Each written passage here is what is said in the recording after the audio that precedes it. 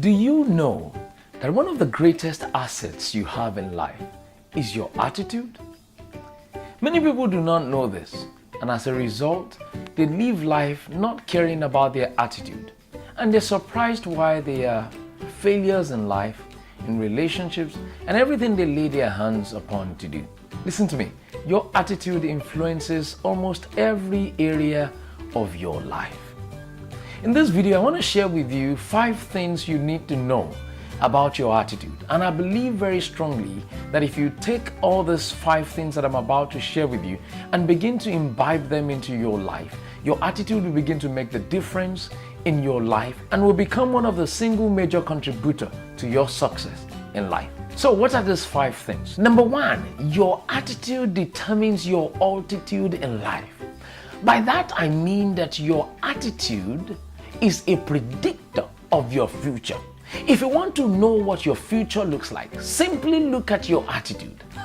If your attitude stinks, your future stinks. There's no other way to say it. If your attitude is positive, then it means your altitude, your future is positive. If your attitude is such that repels people, then it means that your future would continue to repel resources and not attract the resources that you need to take you to a glorious future. So your attitude does determine your altitude. This is one thing you must know about your attitude and hold on to it for a very long time. And number 2, it is that your attitude is a product of your belief system. Check what you believe about yourself and you will discover that it influences how you behave. It influences your attitude. It influences how you think and act.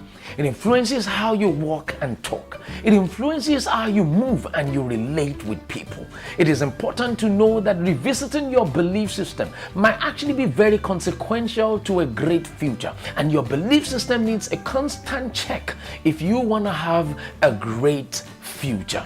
Look at what you believe about yourself and you will see that it is really reflected in your attitude towards yourself and towards others, and oftentimes even towards God. Number 3 thing you must know about your attitude is that even God deals with you based on your attitude. Your attitude influences how God deals with you. Many people make God angry and you're surprised that your life is not that pleasant. But if you make God happy, if you affect the emotions of God positively, you will discover that you will begin to get a positive life in turn. Countless stories in the Bible exist of people who have a bad attitude and they've in turn received some bad treatment from God. And countless stories exist, of course, of people with great attitude and in turn God has dealt with them so wondrously. People like David.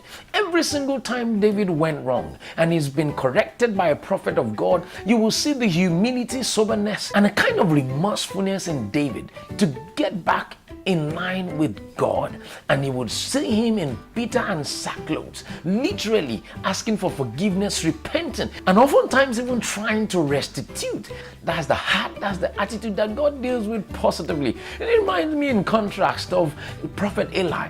Even when he was warned that his sons were doing some really bad things, Eli responded and said, God is God, let him do whatever he likes. And oh my goodness, God responded based on Prophet Eli's attitude. He literally did just as Prophet Eli said. Listen to me. Your attitude determines God's attitude towards you. You must know this so that you begin to check your attitude. Number 4, your attitude is not permanent or automatic. Many people think their attitude is permanent. Many people think they cannot fix their attitude. Many people think their attitude is automatic. Some people even think they were born with the bad attitude, and as a result they think it's second nature to them. Listen to me. Your attitude is your complete responsibility. I'm going to say that again. Your attitude is your complete responsibility. You can fix your attitude. If you check your attitude right now and it's not good, you can fix it. And you can begin right now to visit what you feed on, what you live on, the things that you allow to go through you and into you, and begin to fix those things. If you're always listening to gangster, don't be surprised that your life is gangster. If you're always listening to things that are contrary to the will of God for your life, don't be surprised that you're always willing to act contrary to the will of God for your life. You must begin to feed yourself with what is positive. Feed yourself with the things that make God smile, and you'll be amazed how your life will turn out in the end. And lastly, your attitude is a paintbrush. I love this one. John Maxwell said that literally, that your attitude is a paintbrush. It colors your life. You can choose the color of the paintbrush with which you would color your life. And listen to me, if you choose a very bad color, and a stinking one for that matter, your life will stink.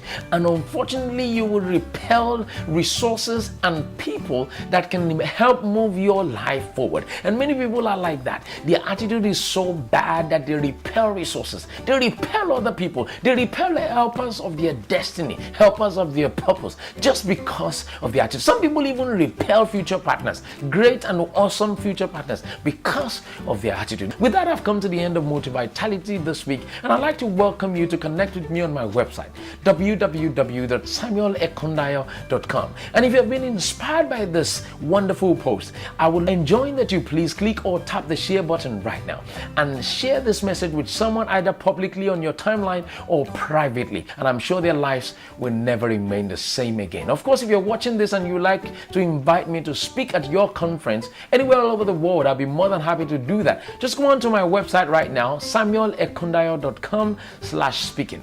samuelekundayo.com/speaking, and I'll be there at your event to inspire your audience. I look forward to seeing you again next week by the grace of God. Thank you very much for tuning in once again on this episode of Motivitality. God bless you, and bye for now.